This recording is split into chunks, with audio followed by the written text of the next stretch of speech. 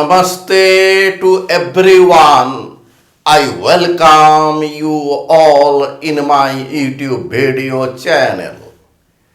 Today I will deliver lecture on theory of numbers, lecture number 22, in which I will solve some problems on congruent modulo m. Now we solve a problem. Problem is so that if a, b, m and n are integers such that m greater than 0, n greater than 0, m divides n and a is congruent to b modulo n, then a is congruent to b modulo m.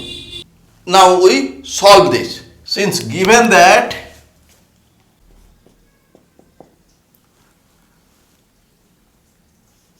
a, b, m, n are integers such that m greater than 0, n greater than 0 and m divides n.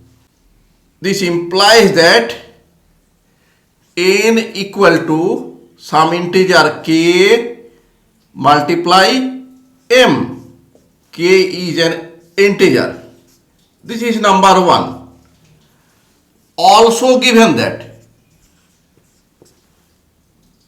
a is congruent to b modulo n. This means n divides a minus b, implies that a minus b equal to some integer k1 multiply n. k1 is an integer, implies that a minus b equal to k1, n means km, km using 1, implies that a minus b equal to k1 multiply m, implies that m divides a minus b. Since k is an integer, k1 is another integer, their product is an integer, implies that a is congruent to b modulo m. Proved. Now we solve the next problem.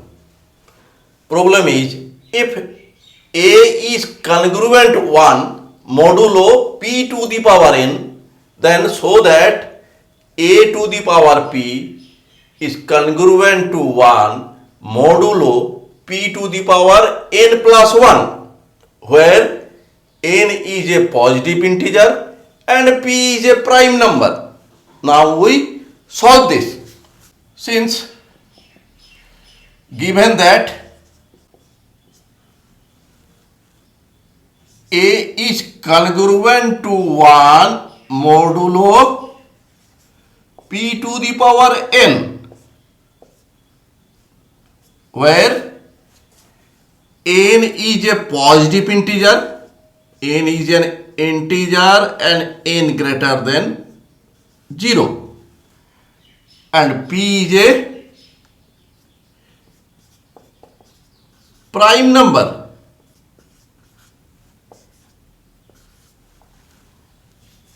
This means p to the power n divides a minus 1. This means a minus 1 equal to some integer k multiply p to the power n implies that a equal to 1 plus k p to the power n, raising power in both sides a to the power p. This equal to 1 plus k p to the power n to the power p. This means a to the power p equal to, by binomial expansion, 1 plus p multiply k p to the power n plus p multiply p minus 1 by factorial to k p to the power n whole square plus dot dot dot dot dot dot dot plus kp to the power n whole to the power p implies that a to the power p, we take this one left side, minus 1 equal to p multiplied by p to the power n, means p to the power n plus 1. We take common p to the power n plus 1. Here remains k plus, here p to the power n whole square, means p to the power 2n, and here p, that means p to the power 2n plus 1. We have taken p to the power n plus 1 outside, so remains p to the power 2n plus 1 minus n plus 1 multiply p minus 1 by factorial to, and here k square plus dot dot dot dot plus k to the power p, here p to the power np minus n plus 1. This equal to p to the power n plus 1 k plus, here we get p to the power n p minus 1 k square by factorial 2 plus dot dot dot dot plus k to the power p to the power n minus 1 p minus 1. Here we have k is an integer. Here we have p to the power n multiply p minus 1. That means at least p multiply p minus 1 is present here, and p minus 1 are consecutive integer, and we know that product of two consecutive integer is divisible by factorial 2. So in the second term we must get an integer, similarly in third term we will get an integer, and last term is an integer already, k to the power p. K is an integer, p is a prime number, that means integer to the power something. So the terms under bracket is an integer. This is equal to p to the power n plus 1 multiply a equal to k plus p to the power n p minus 1 k square by factorial 2 plus dot dot dot dot plus dot dot dot k to the power p to the power n minus 1 multiply p minus 1, and a is an integer. This is number 1. Implies that p to the power n plus 1 divides a to the power p minus 1. This means a to the power p is congruent to 1 modulo p to the power n plus 1. Proved. Now we solve the next problem. Problem is, so that the congruent modulo m is an equivalence relation. Now we solve this.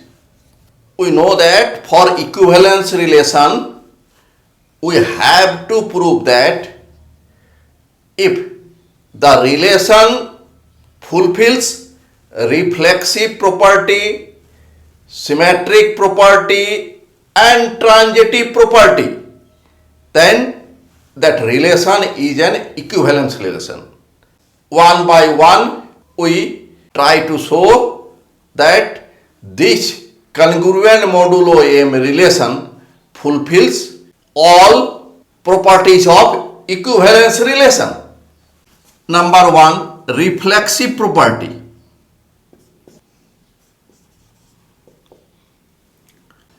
Since m divides 0, implies that m divides 0 means a minus a. A is an integer. And this means a is congruent to a modulo m. Therefore, a is related to a. Hence, relation R is reflexive. Number 2, symmetric property. Let A, B, M belong to Z and M not equal to 0. Z means set of integers. And A is congruent to B modulo M. Implies that M divides A minus B. Implies that M divides B minus A. We know that if M divides A minus B, then M divides B minus A. Implies that B is congruent to A modulo M.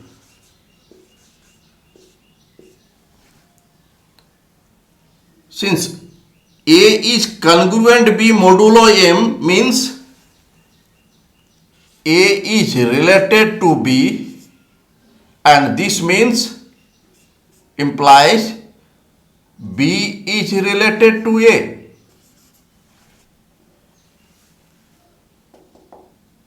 Hence, relation R is symmetric. Number 3, transitive property. Let A, B, C, M are integers, M not equal to 0, and A congruent to B modulo M. Also, B congruent to C modulo M. Implies that M divides A minus B. Here, M divides B minus C. This implies that m divides a minus b plus b minus c. Implies that m divides b cancel a minus c. Implies that a is congruent to c modulo m. Therefore, from this we get a is related to b, b is related to c, implies that a is related to c, hence transitive.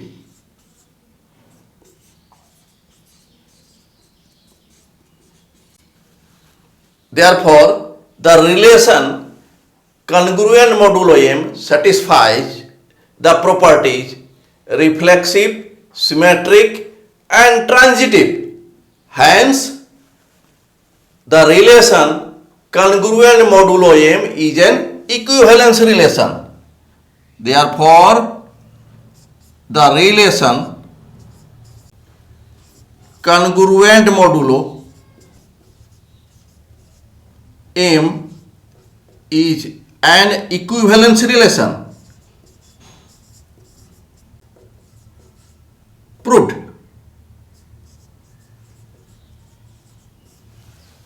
Thanks for watching my video.